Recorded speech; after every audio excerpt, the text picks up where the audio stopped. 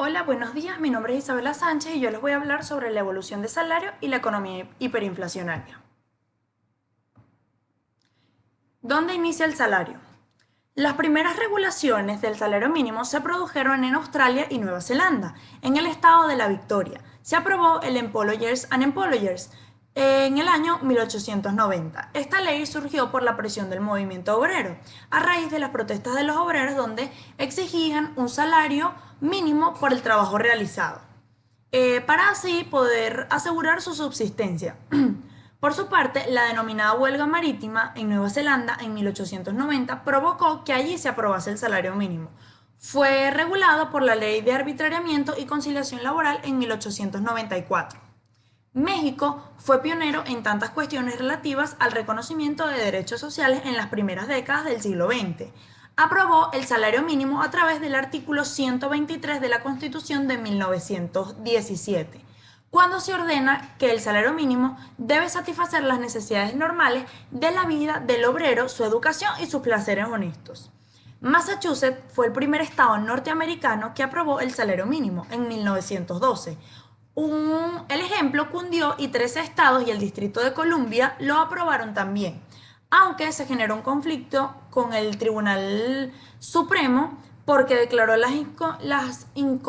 porque declaró inconstitucionales estas decisiones y regularizaciones, pero la crisis del 29 provocó un terremoto en el mundo laboral y hubo que actuar.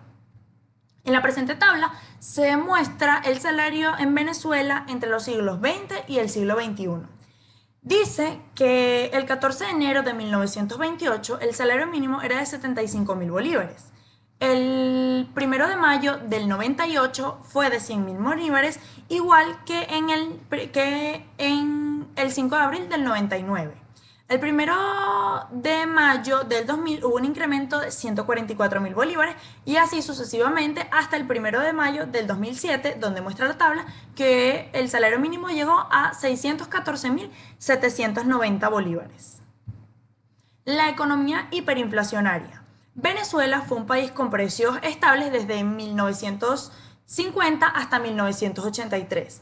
A partir del Viernes Negro, cuando el bolívar se devaluó abruptamente, los precios empezaron a crecer a una tasa de 2 dígitos por año. Ya en 2013, Venezuela tenía una inflación del 56% anual, la más alta del mundo para entonces. 2 años después, llegó a 180,9%. El Banco Central de Venezuela no publica este índice desde 2016, pero con firmas independientes calculan que la inflación cerró por encima del 2000% en el 2017. Ya en noviembre, la Asamblea Nacional midió el aumento de precios por encima del 50%, lo que ubica a la economía venezolana en situación de hiperinflación, acompañando a Zimbabue como las únicas economías que han sufrido este fenómeno en el siglo XXI. En la siguiente tabla se muestra la inflación mensual en Venezuela a partir del 2008 hasta el 2018. Se dice que en el 2018 va con un 90% la inflación, partiendo desde el 2008. ¿Qué es la hiperinflación? La inflación es un aumento generalizado de precios de bienes y servicios durante en el periodo de un país. El consumidor puede comprar menos productos con la misma cantidad de dinero cuando sube la inflación. Las personas se empobrecen y la calidad de vida se deteriora. La hiperinflación es un tipo inusual de inflación que implica el aumento general de precios a niveles muy altos. La moneda tiende a perder la capacidad para desempeñar sus tres funciones, que son ser unidad de cuenta, medio de intercambio y reserva de valor. El dinero es funcional cuando cumple estas tres funciones. Cuando deja de cumplir alguna de las tres, empieza a ser disfuncional. Las causas de la hiperinflación. La inflación se origina cuando el Banco Central crea dinero más rápido que el aumento de la producción de bienes y servicios. Cuando los ingresos fiscales son menores a los egresos, los gobiernos obligan a los bancos centrales a emitir dinero para pagar los gastos del Estado, que no puede cubrir con sus ingresos de emisión de deuda.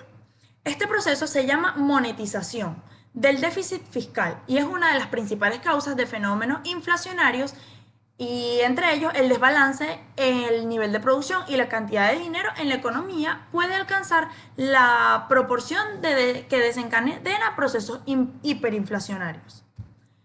Las principales causas son la inyección de dinero, el problema fiscal, la caída de oferta y el control cambiario y el dólar paralelo.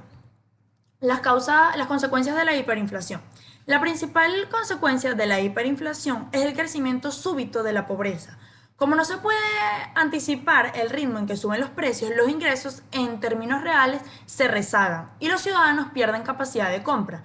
Las cantidades demandadas de bienes y servicios disminuyen mientras que los costos crecen, lo que compete a la sostenibilidad económica y financiera de las empresas. El impacto es desigual tanto para las empresas como para las personas, debido a que las diferencias en el acceso al crédito y a los activos en las divisas. Aumenta el incumplimiento de contratos porque no pueden mantenerse los precios y los costos de las transacciones. Esto se agrava en Venezuela por la rápida desactualización del cono monetario y la escasez de productos por los controles de precios y la caída de las importaciones.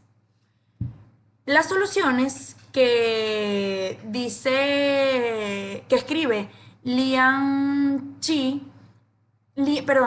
He en su investigación traducida en español, Hiperinflación en la historia del mundo, son la reforma monetaria que implica cambios en la denominación de la moneda o en el establecimiento de relaciones de valor con otras monedas, el aumento de tasas de interés con la intención de crear tasas de interés reales positivas y recuperar la función de la reserva de valor de la moneda, la reestructuración de la convertibilidad monetaria y la estabilidad del tipo de cambio en el marco de un proceso de generación de confianza de la moneda, la austeridad fiscal en función del balance presupuestario que disminuya o elimine la necesidad del financiamiento del déficit fiscal por parte de los bancos centrales, la recuperación de la de la autonomía del Banco Central y por último la asistencia internacional que implica recuperación de acceso a los mercados financieros internacionales.